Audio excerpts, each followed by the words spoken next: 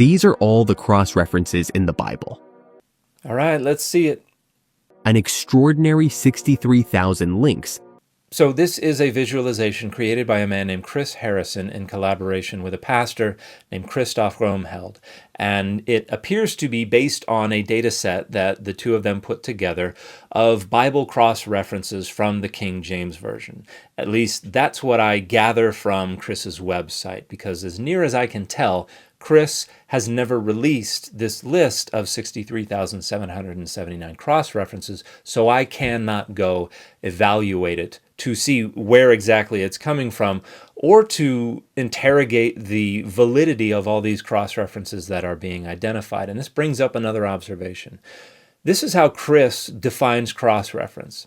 Cross-references are conceptual links between verses, connecting locations, people, phrases, etc., found in different parts of the Bible. There's nothing about this definition or about how cross-references are identified or used elsewhere that necessarily indicates that these links, that these connections are innate, inherent, or intended by the authors of one or both of the passages being connected. In other words, according to this definition and according to the way cross-references are identified and used, cross-references are connections that we make, whether we think they are intended or not, because a lot of cross-references are just intended to draw out additional significance. It's editors saying, compare these two texts and see what kind of additional meaning you can find by reading one of them in light of the other, by their juxtaposition. And I want to demonstrate this with the only example of a cross-reference that Chris provides. He says, here's an example, and he provides this image. Now, I've added the red box over the cross-references for Acts 1, verse 18. And you can't actually read that verse in the image, but this is telling the story of Judas's death. Now, the first cross-reference is to Matthew 27, 3 through 10, and that is Matthew's telling of the story of Judas's death. And it contradicts the story in Acts 1, because the nature of Judas's death contradicts. Who owns the field contradicts. How the field got the name Field of Blood contradicts. These are two very different stories. Nothing about this is evidence of unity, of univocality, certainly not of any kind of supernatural curation of the telling of these stories. This is actually evidence that these stories were written by fallible humans. Now we can go on. Matthew 18:7. That is just basically a statement that people who sin are going to suffer consequences. So that's not necessarily an innate connection to this story. That's just the editor saying, hey, guess what? This verse kind of shines some light on this other verse. So that's something that an editor has noticed. And then we have Matthew 26:14 and 15, talks a little bit about Judas, and then verse 24 gives you this statement about the Son of Man and woe to the one who's responsible for his fall. And then Mark 14:21, exact same statement. In fact, Mark is the literary source for Matthew's statement. So all this indicates is a literary dependence. The author of Matthew is copying the document written by the author of Mark. Then we go to Luke 22:22. What is this? This is a revision of that exact same statement. Then we can go to John 17:12. This is not necessarily directly literarily dependent upon what we find in Mark, in Matthew, and in Luke, but it is kind of a similar reference to Judas's fate. And so none of these cross-references are indicative of any kind of supernatural curation or innate, inherent, or intended links. These are just indications of literary dependence because one author is relying on the other as a source. So none of the cross-references in that red box in that image constitute any kind of evidence of any kind of supernatural influence or curation of the telling of these stories. If anything, they're just evidence that these are human authors working in human ways with other sources, and sometimes telling stories in different and even flatly contradictory ways. Now, is there an unusually large amount of literary interdependence and allusivity within the Bible? Absolutely, because it is the literary heritage of an originally ethnic and later ideological community of peoples that was always relatively small and relatively insular, and it accumulated over the course of, again, around 1100 or so years, which is unusual within the world's anthologies of literature. And so as each new generation inherited the accumulation of generations past, they are not only using it to interpret and give meaning to their own experiences, they're adding to it in light of it. And so as it accretes more and more literary layers, those literary layers are dependent upon the layers that came before. Now, there are a lot of complexities to this because there are a lot of authors that are not writing with knowledge of each other. And this was not a single collection that was passed down in a linear way. It accumulated in different ways over time, and there are a lot of authors that were not aware of each other, and there are a lot of authors that directly disagree with other authors that are adding to the accumulated literary heritage. But while there is a large degree of that literary interdependence and allusivity and all of that, nothing about it is in any way, shape, or form whatsoever indicative of something supernatural going on. It is a perfectly natural and easy to explain phenomenon, connecting its 66 books into one seamless story. Written over an incredible 1,500 years by around 40 different authors from completely different geographic locations. So the Bible was not written over a period of 1,500 years. I think if we take the earliest literary layers and the latest literary layers, so that would be fragments of poetry incorporated into later poetic compositions in books like Genesis and Deuteronomy and Psalms and things like that. And then the latest literary compositions would be the pseudepigraphical epistles, so like 2nd Peter or Titus, which were probably written in the early to mid 2nd century CE. That range is probably a fuzzy 1,100 years or so. And it was not 40 authors, it was likely well over 100 different authors and editors responsible for the texts as we have them today. But these claims presuppose not only the historicity and the inerrancy of everything that's stated in the Bible, it also presupposes the historicity and inerrancy of a handful of traditions that come from outside the Bible, particularly regarding authorship. So, for instance, there's nothing in the Bible that identifies Moses as the author of the Pentateuch. That is an extra-biblical tradition that developed. So, this video's claim presupposes not only the inerrancy and the historicity of the Bible, but of extra-biblical traditions as well. And none of those things are supported by any data at all. The Bible's intricate themes and prophecies align with stunning accuracy. Not really. There's actually a lot of misalignment, a lot of disagreement, a lot of contradiction. In fact, the only example that was provided by the creator of this visualization of cross-references begins with the contradictory stories of Judas's death. And I'm well aware that there are a lot of folks out there who have convinced themselves that the stories can be harmonized and that it's not impossible, that they are two accurate yet different tellings of a single historical event. But that's not really plausible or probable based on the data. That's just something that a person who is dogmatically committed to that belief can convince themselves is not impossible. For example, the Old Testament contains over 300 prophecies about the Messiah, all fulfilled centuries later in the New Testament through the life of Jesus Christ. So the two most critical flaws in this claim are, one, the notion that all of these were actually intended to be prophecies about the Messiah. They manifestly were not.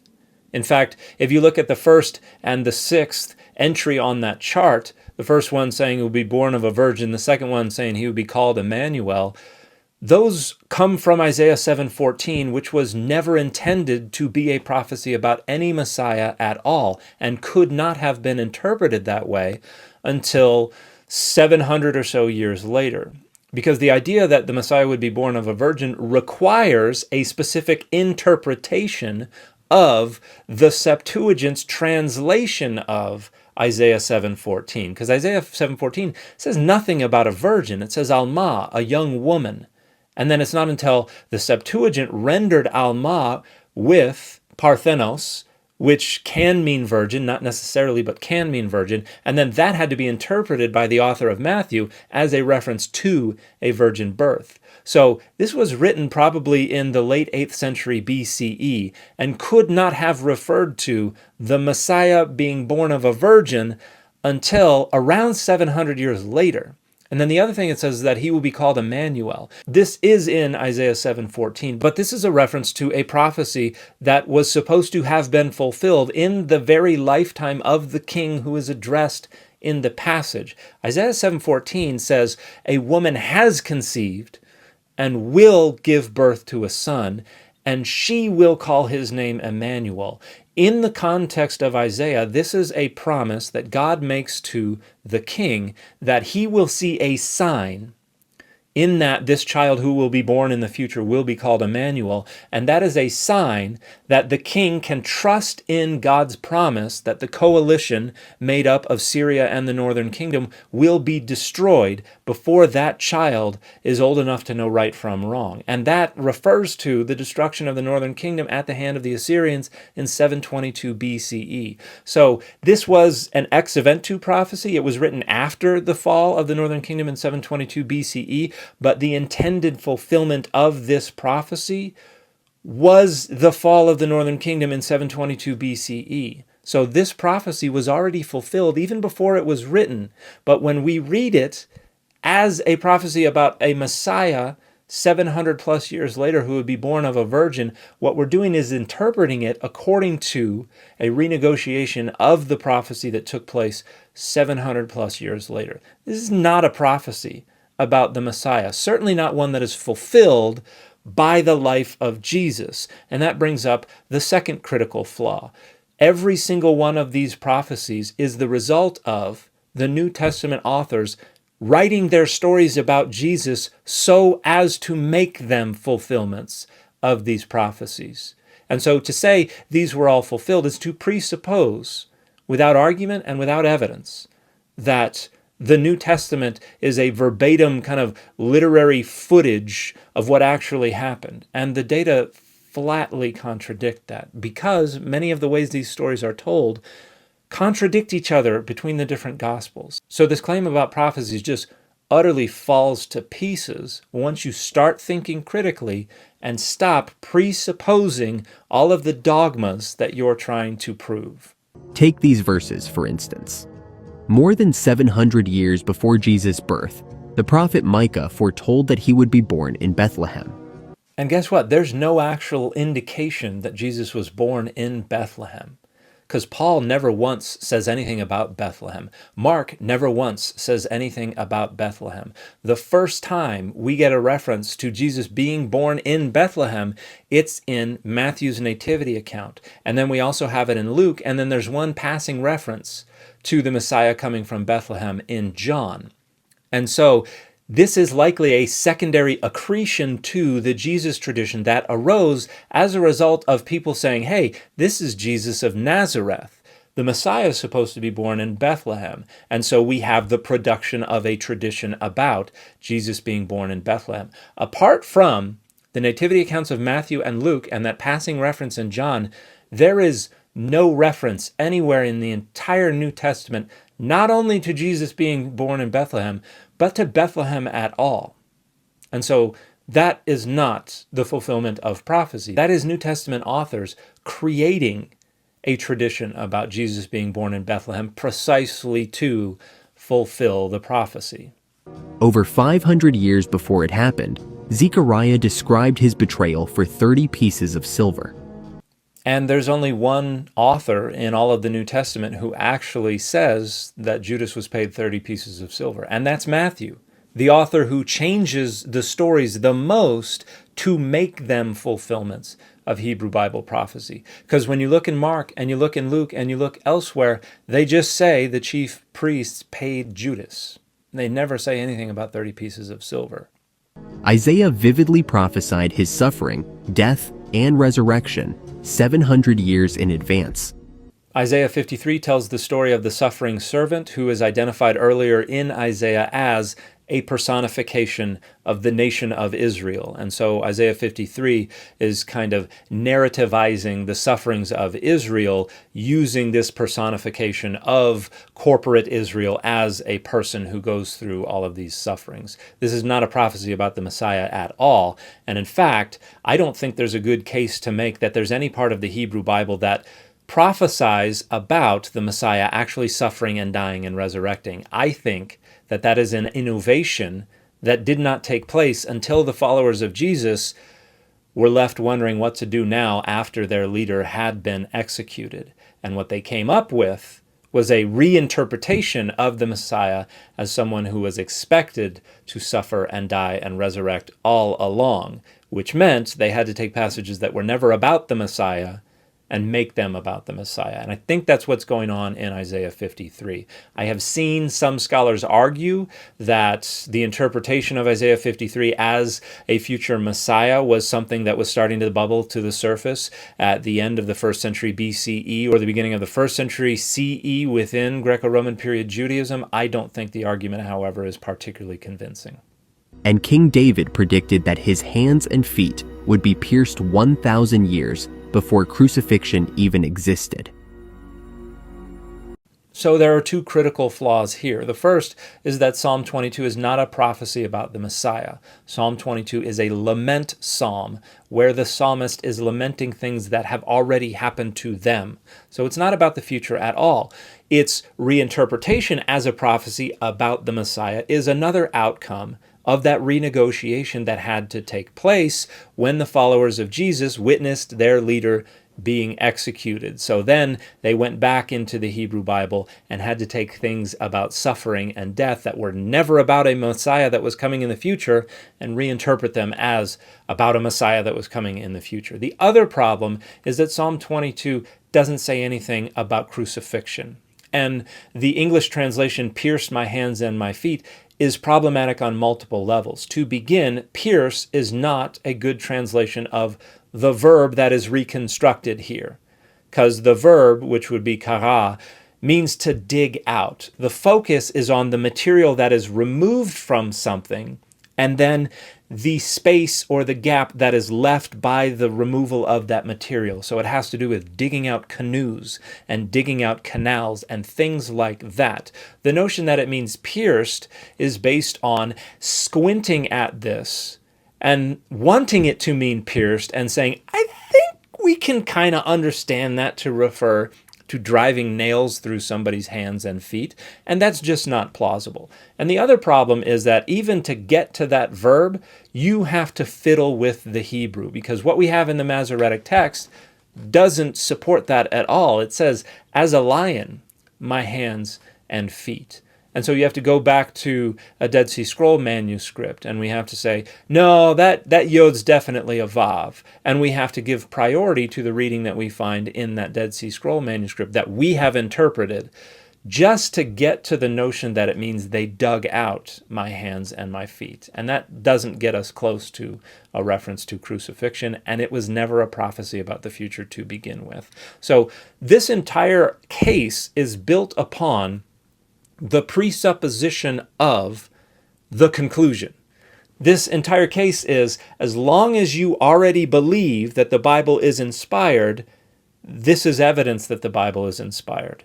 And it's only evidence, again, provided you already presuppose that the Bible is inspired. So this entire argument begs the question, because the argument only works if you already presuppose the conclusion of the argument.